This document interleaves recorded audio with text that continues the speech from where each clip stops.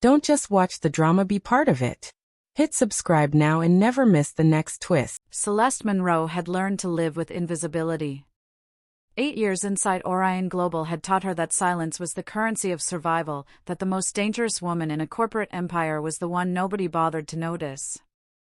Every morning, long before executives swept in with their designer lattes, Celeste arrived at her corner of the 23rd floor. Her desk didn't face the skyline. The glass towers and glittering city lights were reserved for men who measured importance by window views. Celeste's view was of the parking deck, rows of careless drivers weaving their luxury cars in crooked angles.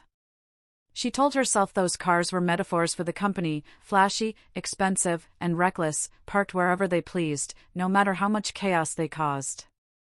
She smirked as she thought of the silver BMW that always straddled two spaces.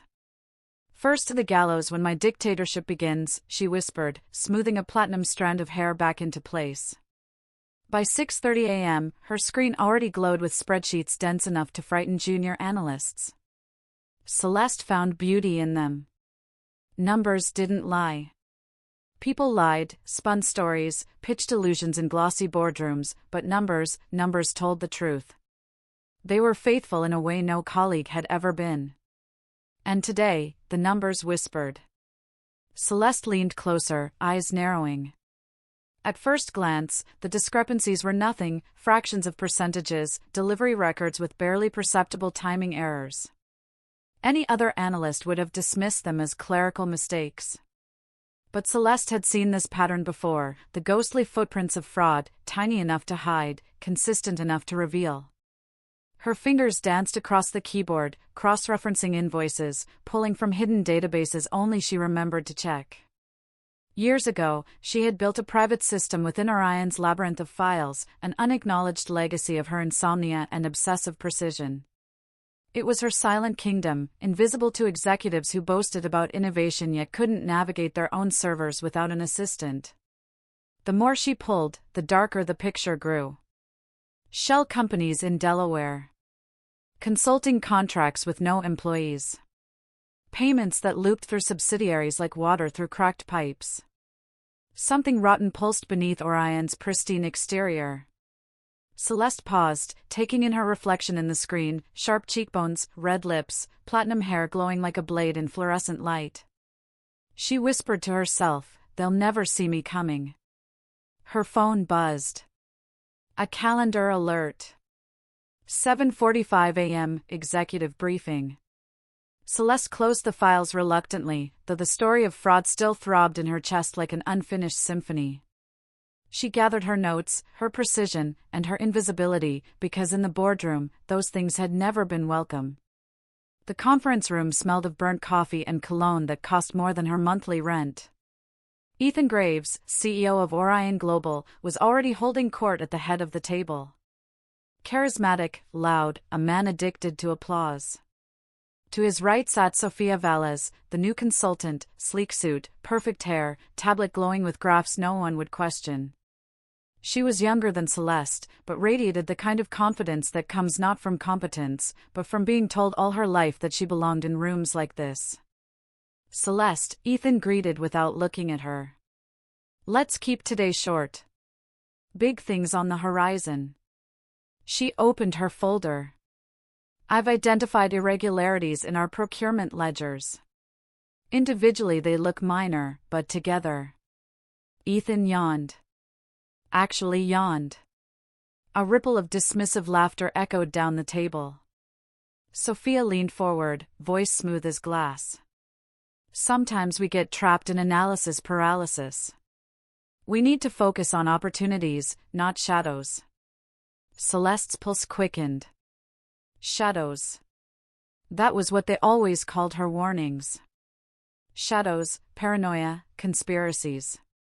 Until the FBI raided procurement 3 years ago and proved her right. Until she uncovered Meridian Industries' bankruptcy months before it would have cost Orion $200 million.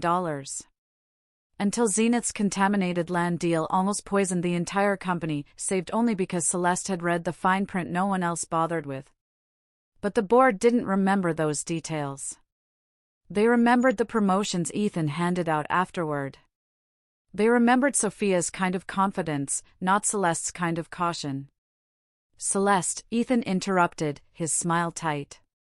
We're moving forward with bold strategies. Aggressive leadership. That's the future. The word struck like a slap.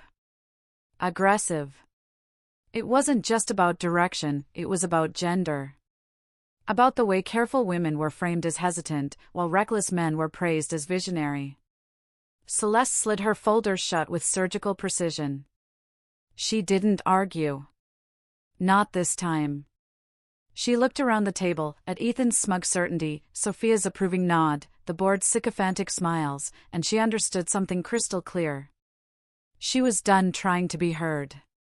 On the elevator ride down, the city hummed beneath her, but Celeste's mind was already 3 moves ahead.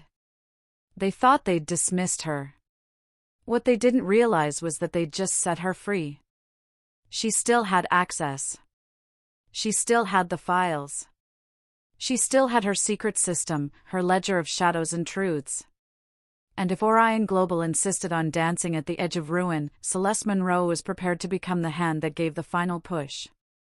She stepped into the lobby, platinum hair blazing under the morning sun, and whispered, "You want it aggressive? You'll get it." Celeste Monroe never believed in ghosts, but the numbers she stared at this morning whispered like restless spirits. Rows of procurement data blinked back at her from 3 monitors, tiny figures most employees would scroll past without thought. To Celeste, they pulsed with hidden intent. A 2% variance here. A delivery invoice duplicated but with a different timestamp there. A payment routed through an LLC registered in Nevada, dissolved just 6 months later. They were anomalies so small they vanished if viewed in isolation. But together, they hummed like a wire about to snap. Celeste leaned back, running a platinum blonde hand through her hair. They think careful means weak, she thought. But careful means I hear whispers no one else hears. She returned to her system, the secret archive she'd been building for years. Long nights when others were drinking champagne at industry events, Celeste was quietly coding cross-referencing tools into Orion's databases, layering public records with private contracts, tax filings with environmental reports. She knew more about Orion Global than the board itself, and she'd designed it that way. The deeper she dug, the more the whispers turned into voices. A supplier in Eastern Europe charging premium rates for shipments that never arrived. A consulting firm in Boston receiving 7-figure payments yet employing no one. And strangest of all, a cluster of transactions tied to a subsidiary Orion's own executives pretended didn't exist. Celeste opened a dusty file directory few had touched in years, her fingers flying. There it was, Orion Global Ventures, Limited. A shell so empty its official address was a P.O. box, yet millions flowed through it monthly. The ledgers described advisory services. The invoices referenced market positioning. But there were no deliverables. No meetings. No staff. Just money vanishing into the ether. She whispered aloud, as though confessing to the glow of the screen. "Who are you hiding, Ethan?" Her pulse quickened. The fraudulent latticework stretched across continents, a spider's web with its center buried deep inside Orion. And she knew exactly who would dismiss her if she spoke up. Ethan Graves didn't want questions. He wanted headlines. Sofia Valez didn't want risk assessments. She wanted disruption. To them, Celeste's warnings were speed bumps on the highway to glory. She remembered the Meridian deal. Everyone in the executive suite had been intoxicated by projections of market expansion. Celeste alone had spotted debt structures stitched together like Frankenstein. She'd sounded the alarm, been ridiculed, nearly sidelined, until Meridian collapsed 3 months later, exactly as she'd predicted. Ethan had survived that disaster by blaming market volatility. Celeste had received nothing but silence. She clenched her fist now. They'll call me paranoid again. They'll laugh. But when the collapse comes, it won't just be volatile markets. It will be fraud. A knock on her cubicle wall startled her. It was Marcus Reed, Orion's in-house counsel. Quiet, thoughtful, the only executive who ever seemed to take her seriously. His eyes darted to her screen. Still chasing phantoms? Not phantoms, Celeste replied. She tapped the screen, pulling up the latest cross-reference. This LLC has received $12.4 million in 6 months. No employees. No contracts filed. And watch this. She typed, linking the payments to a shipping company in Dublin. A new page blinked up, red flags across multiple jurisdictions.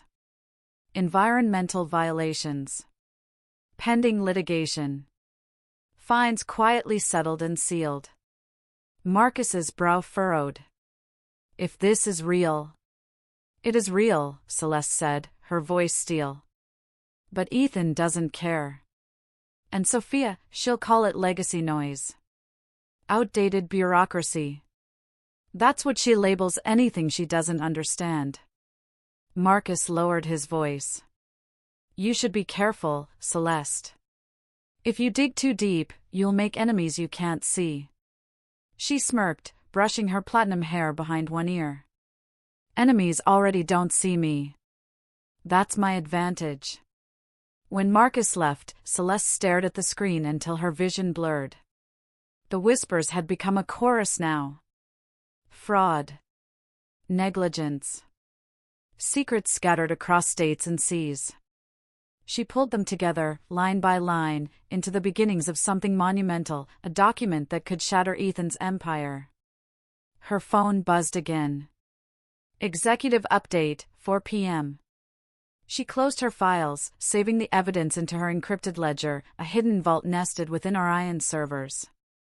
To anyone else, it was just old data. To Celeste, it was dynamite waiting for a spark. She stood, smoothing the wrinkles in her suit. Outside the glass walls of her floor, the city glimmered with opportunity. But Celeste Monroe no longer saw opportunity. She saw fault lines. She saw cracks under marble floors and rot behind polished wood. And she had the patience to watch, to listen, to wait for the precise moment when whispers became screams no one could ignore. Celeste glanced at her reflection in the darkened monitor, hair glowing silver in the dim light. They think I'm a secretary to their mistakes, she whispered. But I am the ledger. And the ledger never lies. By the time Celeste entered the executive briefing, the room already buzzed with the self-satisfied hum of people certain they were building an empire.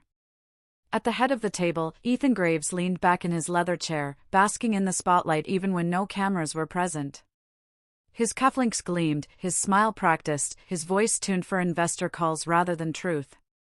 To his right sat Sofia Valez, the new consultant, the woman who had stormed into Orion Global with a resume stamped by Mackenzie and an ego polished by applause. Celeste paused at the doorway, letting her gaze travel across the glass and steel conference room. The skyline glittered behind Ethan like a crown, while her own reflection shimmered faintly in the window, platinum hair, red lips, the woman they all dismissed as background noise.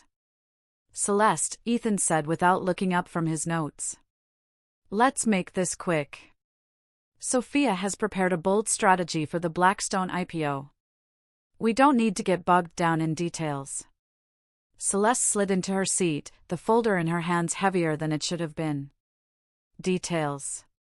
That was always her curse, wasn't it? To see what others ignored. She opened her folder and began. I've reviewed the preliminary filings. There are discrepancies in Blackstone's overseas accounts, small, but consistent. Their Dublin subsidiary, for instance. Legacy data, Sofia interrupted smoothly, her tone sharp but honeyed. We've streamlined those reports out of the review process. Outdated bureaucracy doesn't serve a company moving at the speed of disruption. Celeste's jaw tightened. Outdated bureaucracy? She flipped a page, sliding it across the table toward Ethan.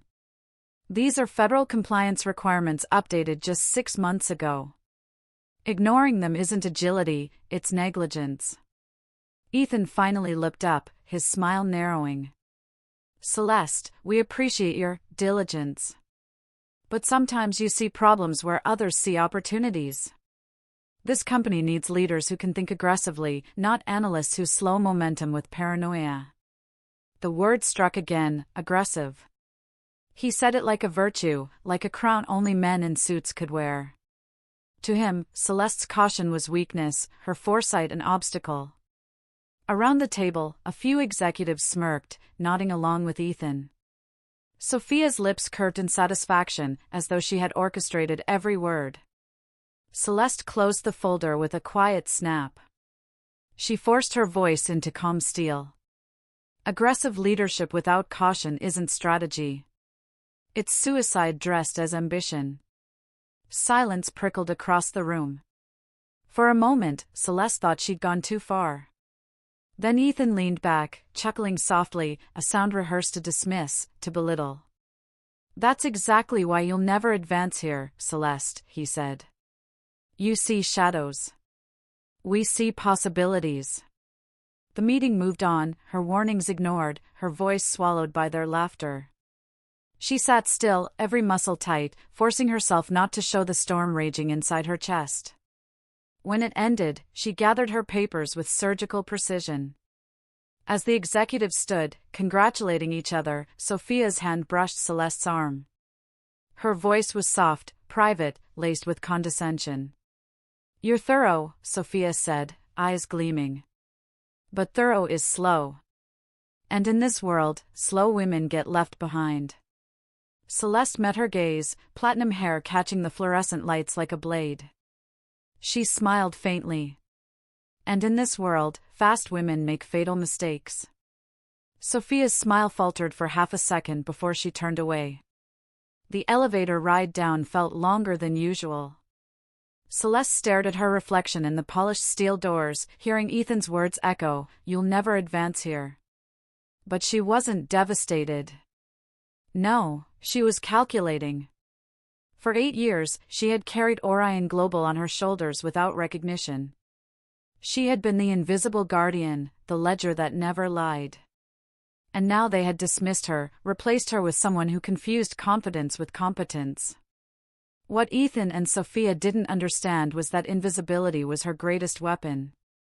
People gave her access because they assumed she was harmless. They left her out of meetings where they revealed their carelessness. They underestimated her, and that underestimation was her camouflage. Celeste stepped out into the lobby, the city roaring outside the glass doors. Her platinum hair shimmered like ice in the morning sun. She no longer felt like an analyst clinging to a crumbling desk. She felt like something sharper, something inevitable. "They think they've replaced me," she whispered under her breath, lips curling into a smile no one saw. "But I've already replaced them." Upstairs, champagne corks would soon be popping for a deal destined to collapse. Down here, Celeste Monroe was already sharpening her blade, the black ledger waiting in her encrypted vault, ready to turn whispers into detonations. This wasn't defeat. This was the opening move. Celeste Monroe had always been a watcher. While others rushed forward, blinded by ambition, she lingered in the shadows, cataloging every weakness, every careless slip, every thread waiting to be pulled. But after that meeting, after Ethan Graves declared she would never advance and Sofia Valez brushed her aside with condescension, Celeste was no longer just a watcher. She was a wolf. A wolf draped in the disguise of invisibility, platinum mane gleaming under fluorescent light, ignored until the moment she chose to bare her teeth. She spent the following week in silence. In meetings, she took notes no one would read. At her desk, she processed reports others called irrelevant. She smiled when spoken to, nodded politely, and gave the appearance of compliance. If anyone noticed her at all, they assumed she was chastened, a woman cowed by rejection. But beneath the facade, she was moving. At night, long after the building emptied and the janitors began their quiet patrols, Celeste remained at her desk. The glow of her monitors painted her face silver, eyes sharp, fingers darting like daggers over keys. The files she accessed weren't the sanitized versions the executives saw. They were raw feeds, unfiltered entries buried deep within Orion's systems, records she alone had mapped. Years ago, she had built backdoors, harmless, she told herself then, safeguards against the incompetence of others. Now, they were her hunting trails. Through them, she traced every transaction, every hidden subsidiary, every contract that smelled of rot. Patterns emerged like constellations, shell companies orbiting Orion's core, money vanishing into voids disguised as advisory fees, environmental fines buried under miscellaneous expenses. Each time she uncovered one, she added it to her private vault, the Black Ledger. The ledger was more than evidence. It was her testament.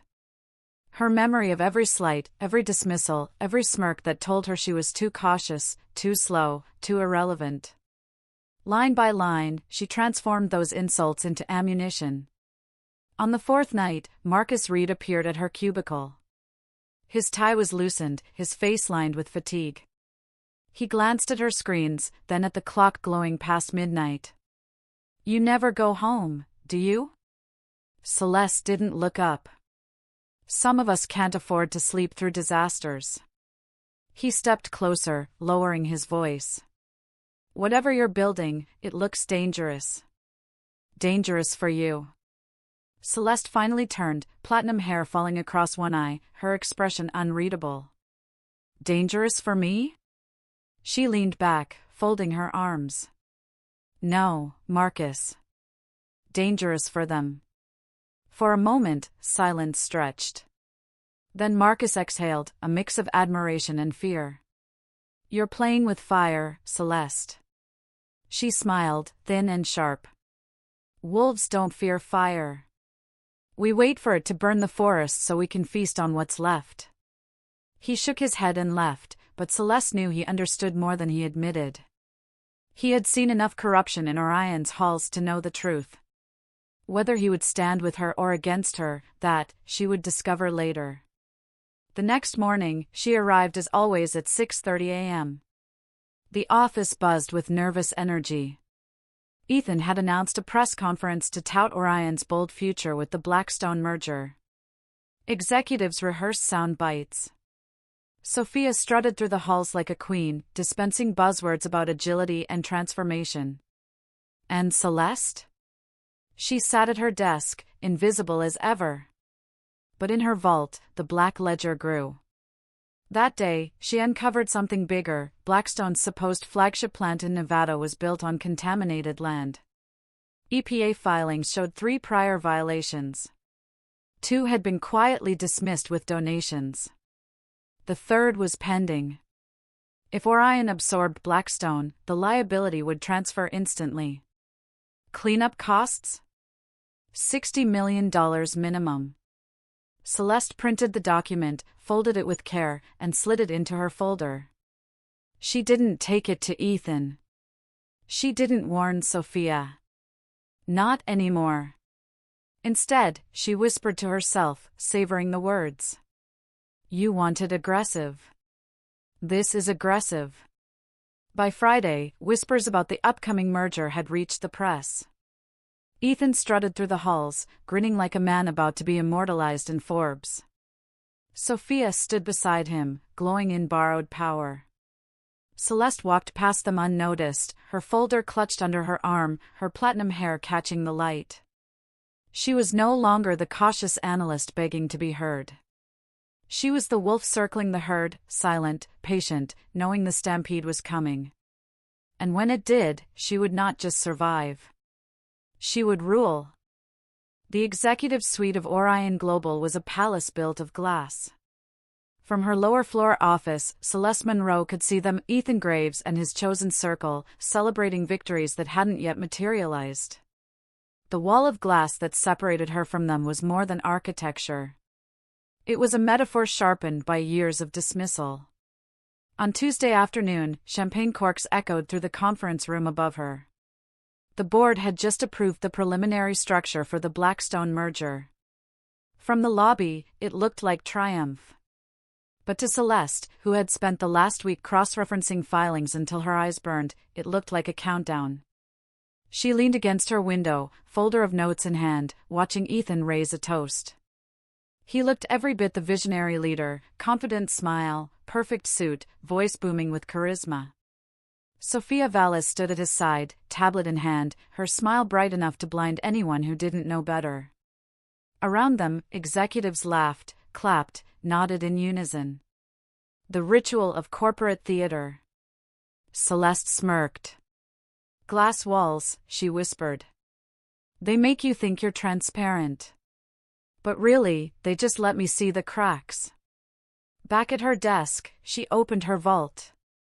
The black ledger had swollen to over 200 entries now: fraudulent contracts, hidden subsidiaries, environmental violations, labor lawsuits buried beneath legal jargon.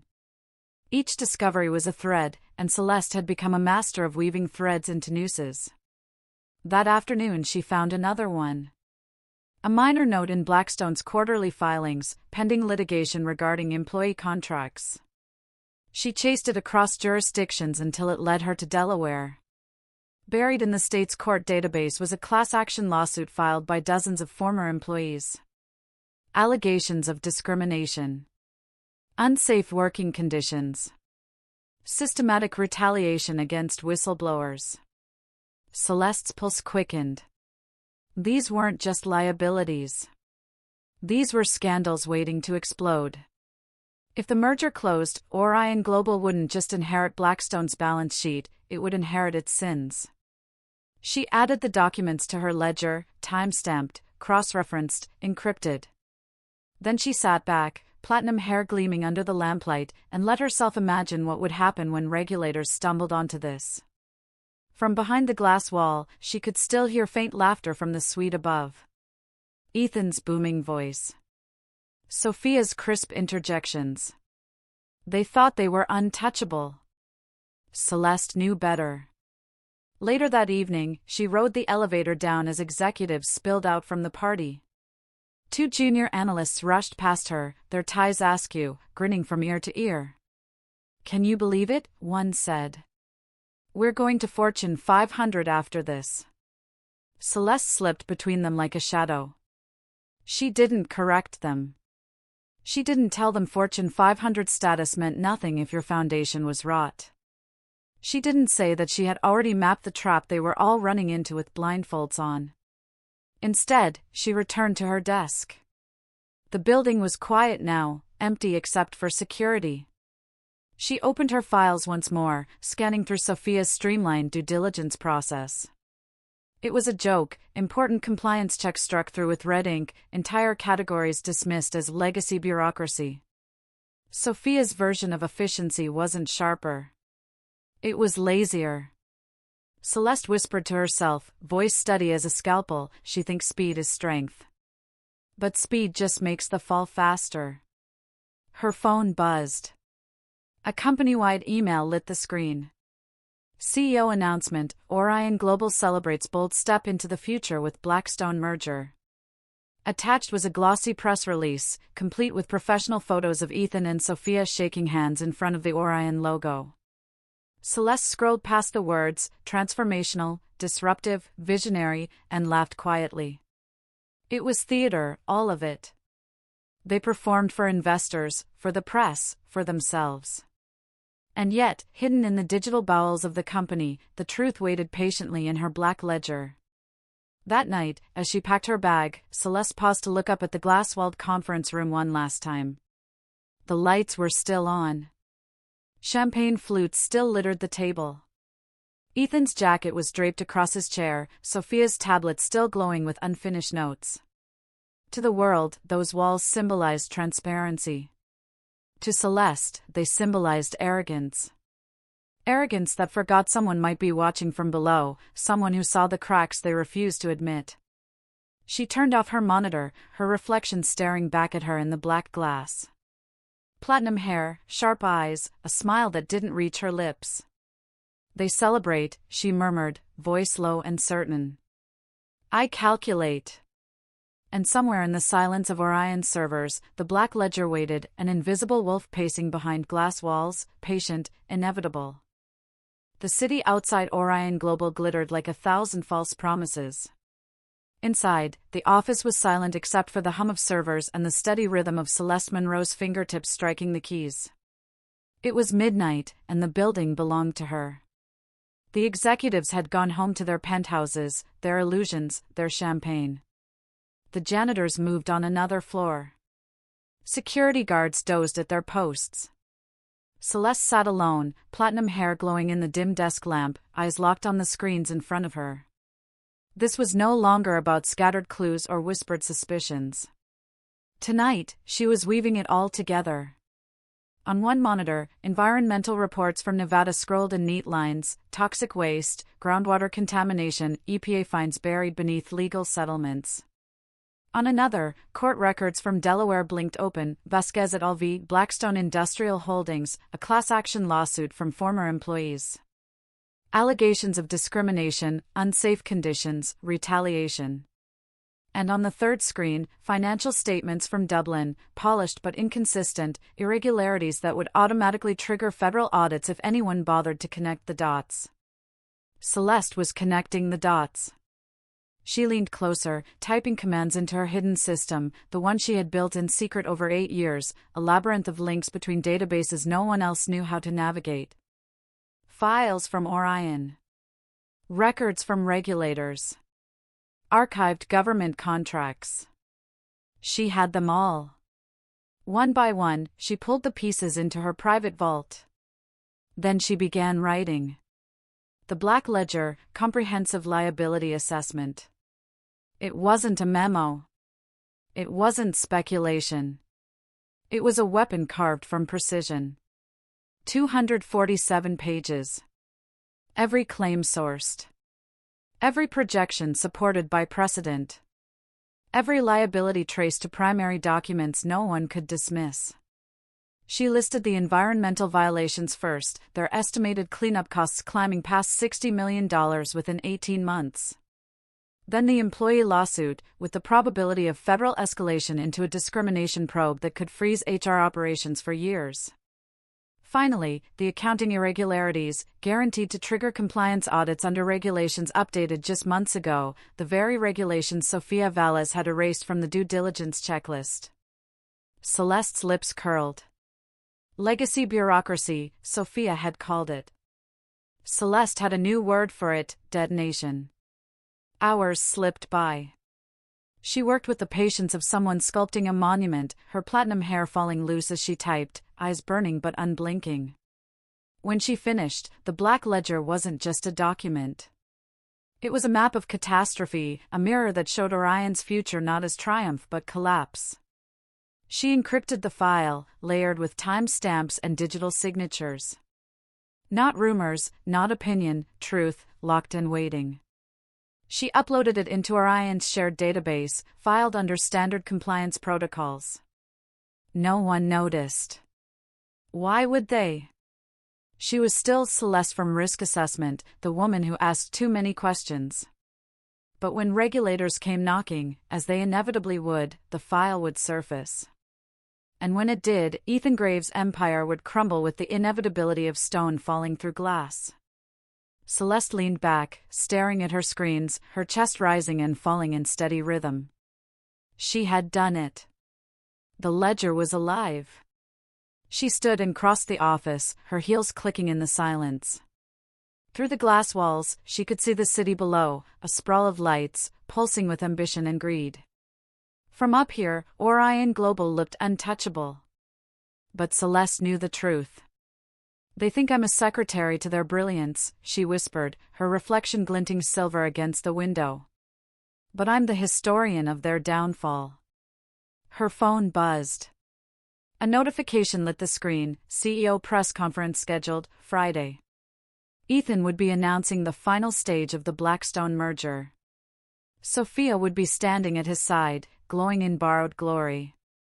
Celeste smiled faintly. She wasn't angry anymore. Anger was for amateurs. This was precision. Revenge written in numbers, sharpened in silence, unleashed by timing. She returned to her desk, saved the file one last time, and closed the screens.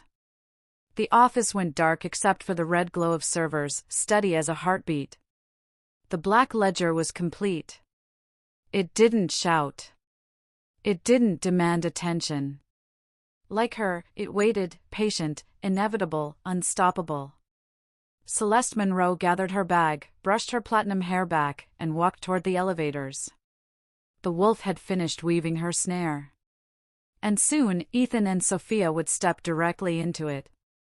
The stage lights hit Ethan Graves like he was a messiah. Flanked by glass towers, the CEO of Orion Global stood at the podium, every inch the conqueror he imagined himself to be. Cameras flashed, reporters jostled for space, and his voice rolled through the hall with the cadence of a sermon. "Today marks a new chapter," Ethan declared, spreading his arms as though blessing the audience. With the Blackstone merger, Orion Global steps into the future as a Fortune 500 powerhouse. Together, we will redefine markets, disrupt industries, and build an empire that will outlast us all. Applause thundered. The words were empty calories, grand, sweet, intoxicating. But the crowd devoured them anyway. Investors leaned forward, dazzled by the promise of returns. Reporters scribbled feverishly, already shaping headlines: "Visionary CEO leads billion-dollar triumph." Sofia Valez stood just behind him, posture flawless, smile radiant. Every nod, every flick of her stylus was rehearsed perfection. She looked like a queen at coronation, confident that her place at Ethan's side was destiny rather than convenience. From the back of the room, Celeste Monroe watched in silence. Her platinum hair glimmered beneath the dim lights, but no one looked her way. She was a shadow among the cheering, the invisible woman who had saved them more times than they would ever know. She studied the spectacle with a predator's calm. Every word Ethan spoke was theater. Every promise Sofia tweeted in real time was an illusion. Celeste could practically hear the numbers groaning under the weight of their lies. The press release had already gone out.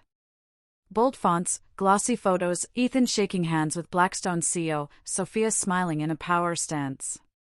Words like transformational synergy and market leadership filled the page, phrases polished to perfection by PR teams who wouldn't recognize a balance sheet if it bit them. Celeste smirked. "Synergy," she whispered to herself. "That's what they call swallowing poison." Back at headquarters, Orion Global erupted in celebration. Champagne bottles lined the executive suite, and interns scurried to decorate offices with banners. Sofia posted another photo on LinkedIn, proud to be part of Orion's bold new future. Innovation through courage, not fear. The post flooded with likes, endorsements, congratulations. Hundreds of comments praised her brilliance. Celeste scrolled through them, her lips curling into something between amusement and disdain. Courage, Sofia called it. Celeste knew the truth: it wasn't courage. It was ignorance wrapped in arrogance. By evening, the stock price had surged 12% in after-hours trading. Analysts on financial networks praised Ethan as a visionary risk-taker and Sofia as a rising star in corporate strategy. Orion employees filled the cafeteria, clinking glasses of cheap champagne poured into plastic cups, eyes bright with dreams of bonuses and promotions.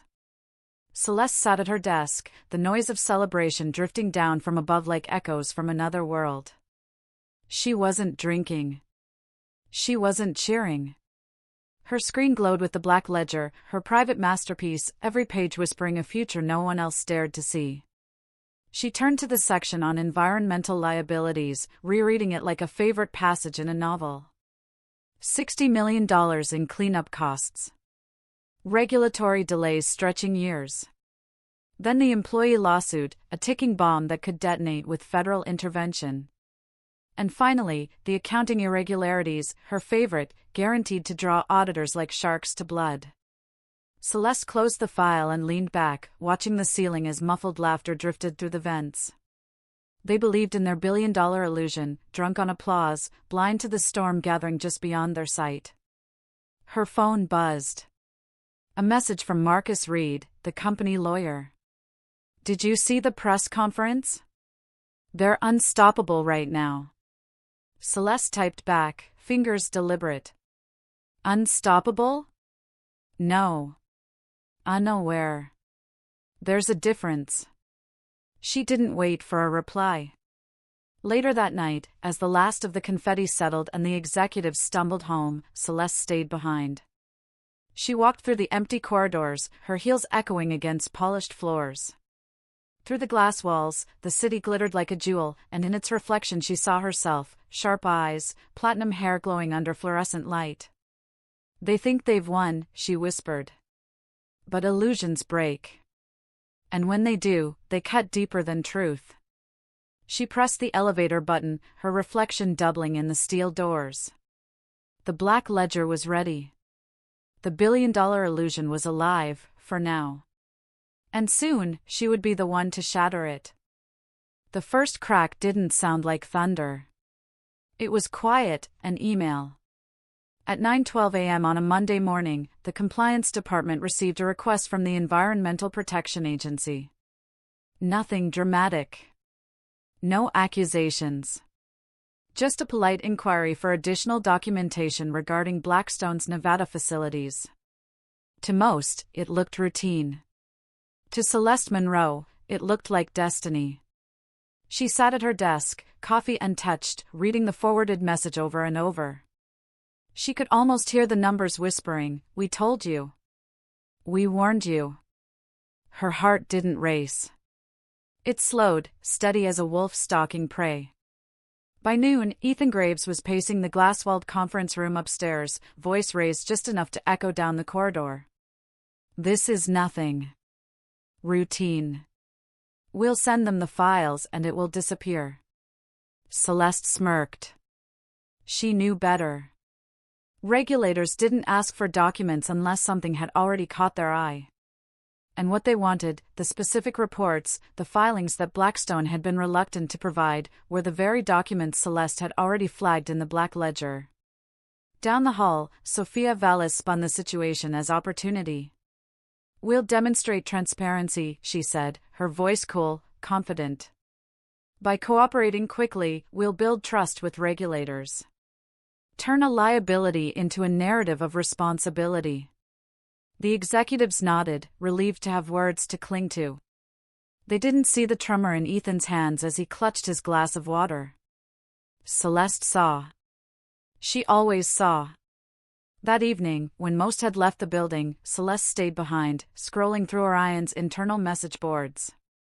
Junior analysts were already whispering, questions about irregularities, doubts about missing data. They had no idea the scale of the storm. But Celeste did. She opened the black ledger, scrolling to the section on Nevada.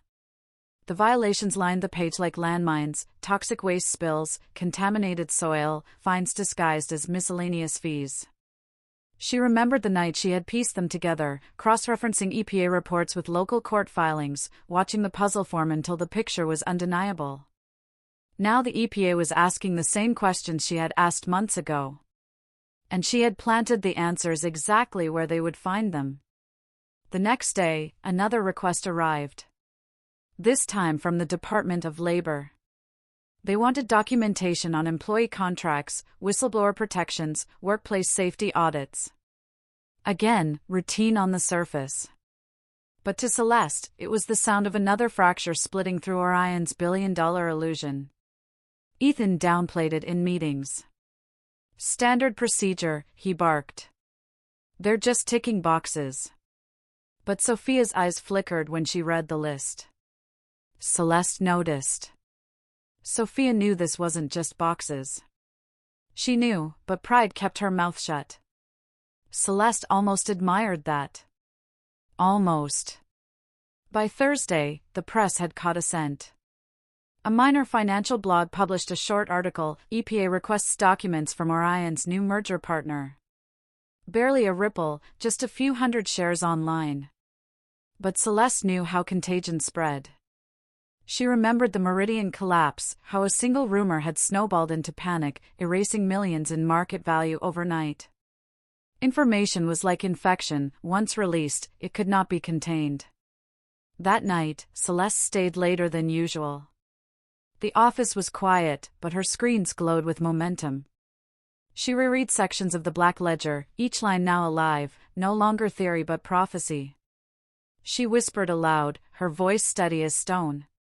"They're finding the cracks. And when they do, they'll find me waiting." Her phone buzzed with a message from Marcus Reed. "Things are heating up. Are you involved?" Celeste stared at the words, her lips curling into a faint smile. She typed her reply carefully. "Not involved. Just prepared." She set the phone down and stood, walking to the window. The city lights flickered like embers. Above her, in the glass-walled suite, she could see Ethan and Sofia arguing. Their silhouettes cut sharp against the glow of screens, their gestures frantic. The illusion was still alive, but the cracks were spreading. Celeste touched the glass lightly, her reflection mingling with theirs. Platinum hair. Sharp eyes. A wolf watching prey. "They called me too careful," she whispered to her own reflection. "But careful is why I'm still standing when illusions start to break." Behind her, the black ledger sat open on her desk, patient and complete. The cracks had appeared. Soon, the flood would follow. The first week of inquiries had unsettled Orion Global. The second week detonated. It began on a Monday morning with a headline buried on page 6 of the Financial Herald: EPA expands document request in Orion, Blackstone merger. A small note, the kind most executives ignored. But by Tuesday, it was on the front page of 3 industry blogs. By Wednesday, CNBC ran a segment. By Friday, the story had crossed oceans, translated into German, Japanese, Mandarin, the billion-dollar merger facing hidden risks. Celeste Monroe watched it unfold like a conductor watching her orchestra hit every cue. She hadn't leaked anything. She hadn't needed to. She had placed the black ledger where regulators could find it, and the regulators were doing exactly what she'd predicted, pulling threads, one after another, unraveling the illusion Ethan Graves had so carefully staged. From her lower-floor office, she heard the chaos above. Phones ringing non-stop. Executives stomping through hallways, snapping at assistants. Sofia Valez pacing the glass conference room with her tablet, her perfect composure cracking at the edges. Ethan shouting through calls with investors, his booming confidence now a stammering defense. Celeste sipped her coffee slowly, savoring the sound of panic like music. By Thursday, the dominoes accelerated. The Department of Labor announced a preliminary review into Blackstone's labor practices. The Wall Street Journal ran a headline: employee lawsuits could delay Orion merger. Analysts who had praised Ethan the week before now filled the airwaves with doubt. Stock tickers turned red. Investors demanded answers. Inside Orion, the mood shifted from celebration to siege. The banners from last week's champagne party still hung in the cafeteria, but now they looked like relics from a failed regime. Employees whispered in break rooms, wondering if their bonuses had already evaporated. Marcus Reed found Celeste at her desk late that night. His tie was gone, his shirt wrinkled, exhaustion in his eyes. "You knew this was coming," he said quietly. Celeste closed her laptop, her face calm, her platinum hair catching the lamplight like frost. "I knew they'd ignored the truth. Truth doesn't disappear. It waits." Marcus hesitated. "If the board finds out you—" "I didn't leak anything," she cut in. Her tone was sharp, precise. "I didn't have to. I only made sure the truth was where it belonged. They're the ones who built their empire on sand." He studied her for a moment, then nodded slowly, as if realizing just how far ahead she was. The next morning, Ethan strode into the office looking 10 years older. His confident stride had become a stiff march, his tailored suit wrinkled at the collar. Reporters had swarmed the building, cameras flashing as he pushed through the lobby. He called an emergency town hall, his voice trembling under the weight of forced optimism. "Challenges are natural in bold ventures," he told the assembled staff. "We are committed to transparency. These inquiries are minor, and Orion remains strong." But even as he spoke, Celeste knew the markets were punishing him. Stock prices plummeted another 8%. Analysts on live TV called the merger reckless. Words like hubris and catastrophe filled the airwaves. and Celeste sat silently at the back, her face unreadable, though inside she felt the quiet satisfaction of prophecy fulfilled. By evening, the domino effect was unstoppable. The EPA hinted at a full investigation. The Department of Labor confirmed interviews with former Blackstone employees. Investors filed preliminary suits claiming negligence in disclosures. One crack had become many, spreading faster than even Celeste anticipated. From her window, she watched the executives upstairs huddled in the glass conference room, their silhouettes frantic, their gestures sharp and desperate. She could almost hear them through the glass, Ethan barking, Sofia defending, the board demanding answers neither could give. Celeste whispered to herself, voice calm as ever. You thought speed was strength. But speed is just falling faster. She returned to her desk and opened the black ledger. Every page now echoed in reality. What had been words and projections were becoming headlines and lawsuits. The ledger wasn't just awake, it was alive, rewriting Orion's future line by line. She closed the file, leaned back, and let the chaos wash over her. The dominoes were falling.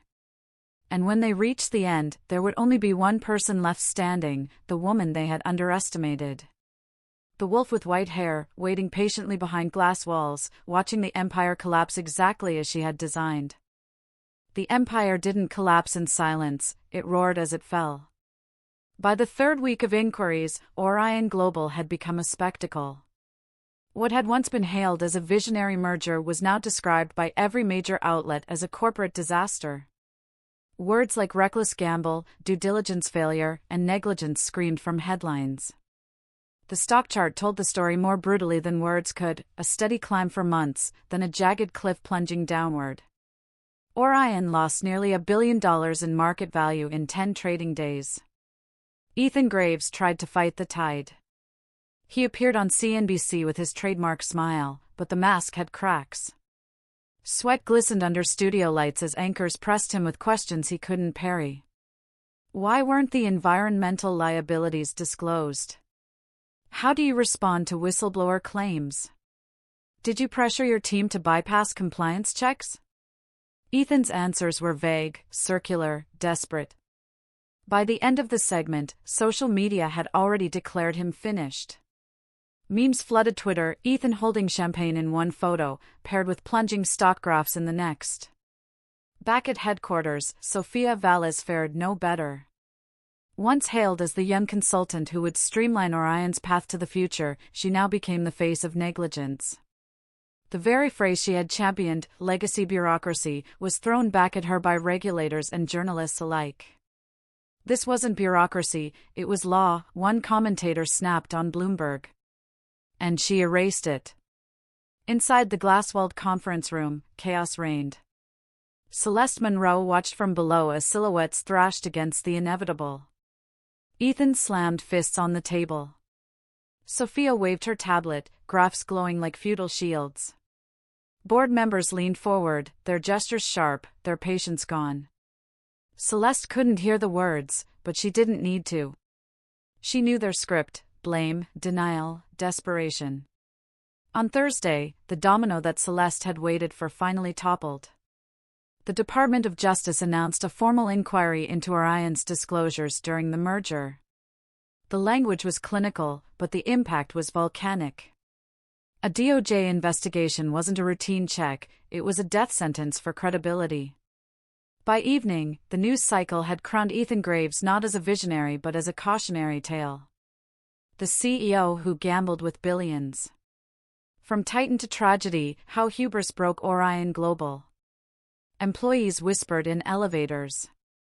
Some updated resumes, others quietly cleaned their desks. The cafeteria, once filled with champagne toasts, now reeked of fear.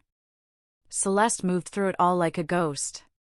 No one noticed her, yet she noticed everything. The nervous glances. The late-night shredding of documents upstairs. The sudden absence of Sofia, who stopped posting triumphant updates and instead arrived through side entrances, head low, phone glued to her ear. Marcus Reed found Celeste again one evening, his face pale, his voice hushed. "They're looking for scapegoats," he said. If you stay too visible. I'm not visible, Celeste replied, calm as ever. That's the point. She gestured to her screens, the black ledger glowing softly. This isn't about me. It's about truth. And truth doesn't need my name attached to burn them alive. By Friday, the board had reached breaking point. They summoned Ethan to a closed-door meeting. Rumors spread like wildfire. Some said he begged, others that he raged, others that he tried to pin everything on Sofia. Whatever he said, it didn't matter. By sunset, Ethan's resignation was announced, effective immediately. The press release cited personal reasons. No one believed it. Sofia vanished the same evening. Her LinkedIn went dark. Her name was scrubbed from Orion's website. Employees joked she had been erased faster than the compliance protocols she once despised. Celeste stood by the window of her office, watching the skyline. The titans had fallen. The men who had dismissed her, the woman who had mocked her caution, they were gone, swallowed by their own arrogance. She felt no joy, no gloating satisfaction. What she felt was sharper, colder.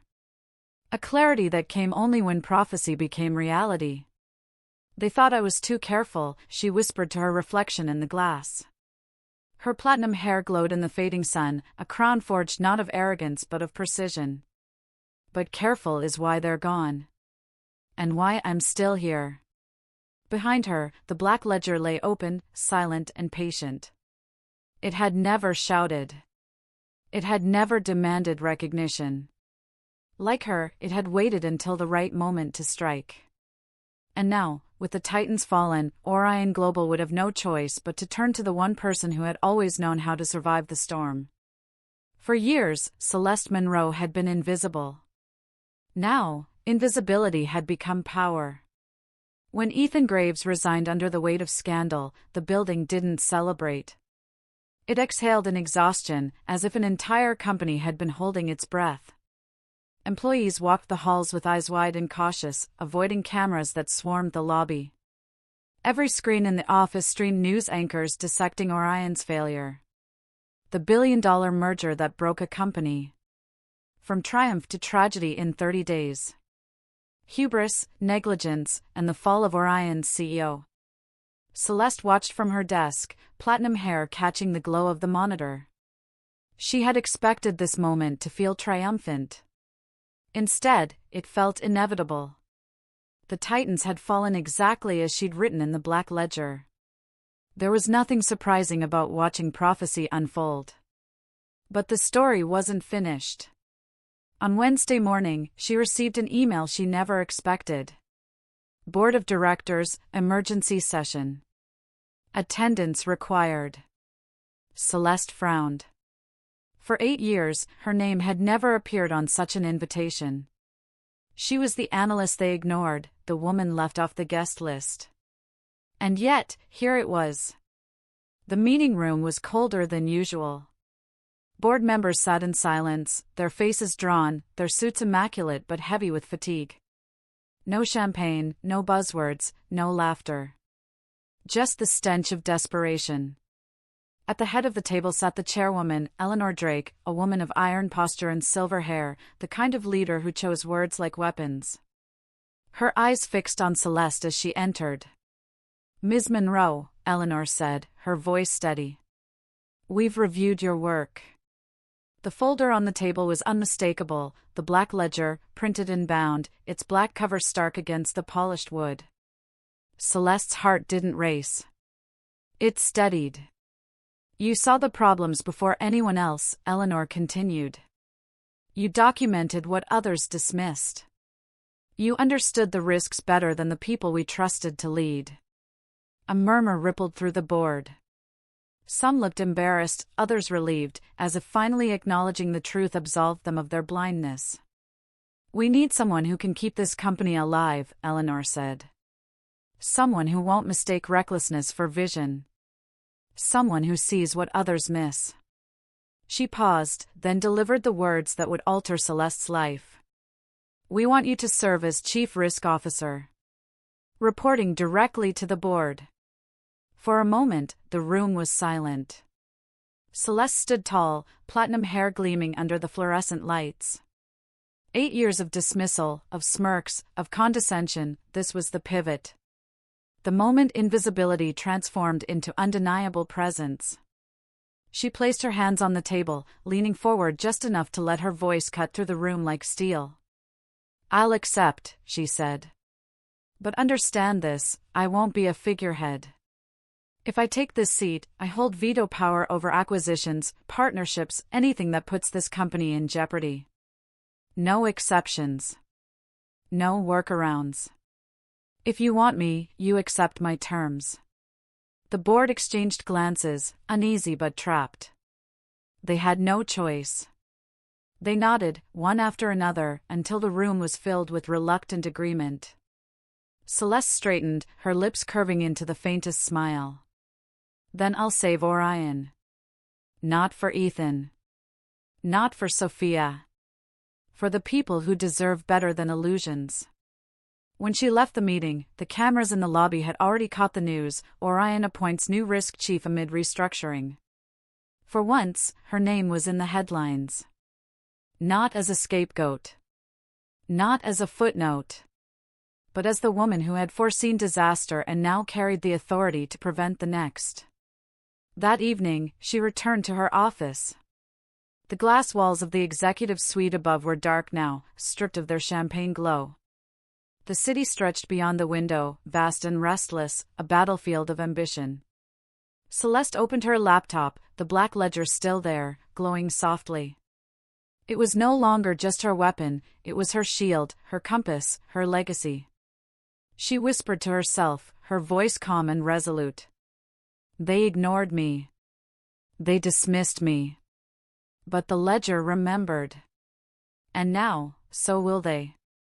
Her reflection in the glass was no longer invisible. It was sharp, undeniable, a woman with white hair, eyes like fire, standing where titans had fallen. Celeste Monroe, the wolf behind the glass, was no longer watching. She was leading. The storm had passed, but Orion Global would never be the same. Ethan Graves was gone, a name etched into business textbooks as a cautionary tale. Sofia Valez had vanished from the headlines, her glittering career reduced to a footnote in Orion's collapse. The board had survived, but only by reinventing itself, clinging to the one truth they could no longer ignore: without Celeste Monroe, there would be no company left to save. Now, for the first time in 8 years, Celeste sat in a corner office. The skyline stretched before her, a sea of glass and steel that had once been reserved for men who called themselves visionaries.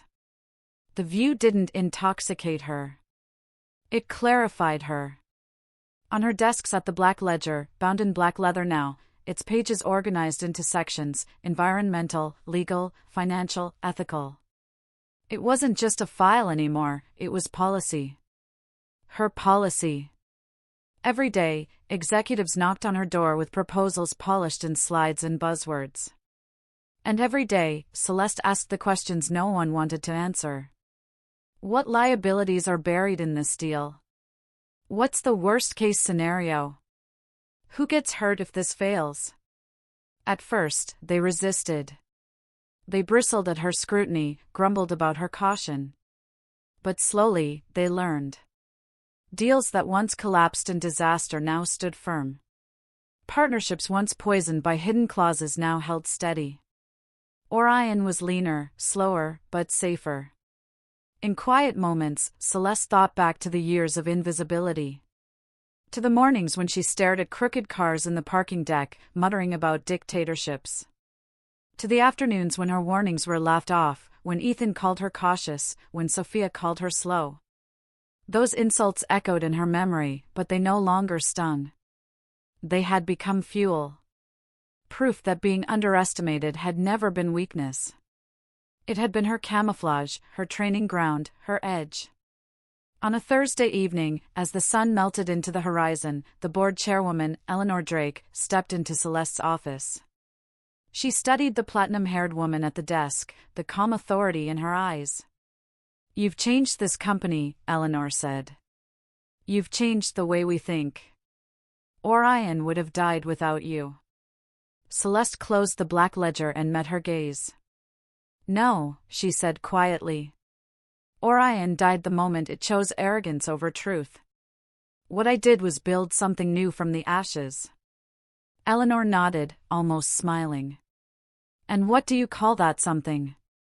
Celeste looked out the window, the city lights flickering like constellations. Her reflection stared back, sharp, steady, undeniable. I call it survival, she answered. And survival isn't about aggression. It's about precision. When Eleanor left, Celeste remained by the window, watching the city. For the first time, she didn't feel invisible. She felt inevitable. Later that night, she drafted a message to the company. It wasn't a rallying cry, or a glossy press release. It was a truth too long ignored. Sometimes they'll call you paranoid for seeing risks they refuse to acknowledge. Sometimes they'll dismiss you for being too careful, too cautious, too thorough. But careful is not weakness. Caution is not fear. Precision is not paralysis. They are superpowers, waiting for the right moment to be recognized. I was invisible once. But invisibility gave me time to see what others missed. And now, I am no longer invisible. Neither are you. Every person who's ever been underestimated, your strength is real. And when the moment comes, it will be undeniable. She hit send. The words rippled through Orion Global, then beyond. Employees read them in quiet offices, in crowded subways, in coffee shops lit by neon. Some smiled. Some cried. Many whispered the same thought. She said what we've all felt but never dared to voice. Celeste leaned back, closing her eyes for a moment. The wolf was no longer in the shadows. She had stepped into the light, not with arrogance, but with clarity. Her platinum hair caught the last beam of sunlight as the city slipped into night. They thought caution was weakness, she whispered, a smile tugging at her lips. But it was always my superpower. And now, the world finally knew it. Celeste Monroe did not become a bitter avenger, nor did she become another version of Ethan or Sofia. After taking down the arrogant with her caution and intelligence, she stepped into her new role with a different vision. She did not seek the spotlight, nor did she seek power to flaunt. Celeste sought stability. In a world where everyone was racing to run faster, riskier, she chose to be a balancer, not for recognition, but so that no one else would experience the collapse she had seen too many times. In her office overlooking the city, Celeste kept the black ledger on her desk. No longer a weapon, but a reminder. Every number, every document in it was a trace of hidden arrogance. Late one evening, looking out at the bright lights of the city, Celeste smiled. She no longer whispered to herself as she had in the days when she was despised. Now she spoke loud enough for everyone to hear. Caution is not weakness. Caution is not fear. It is true strength, strength that the hasty will never understand. And that is why I am here, and they are not. Celeste Monroe closed the black ledger, stood up, and walked out of the office. She was no longer the invisible woman of Orion Global. She was an icon, living proof that sometimes caution, wisdom, and patience are the superpowers that can change an empire. Thanks for watching.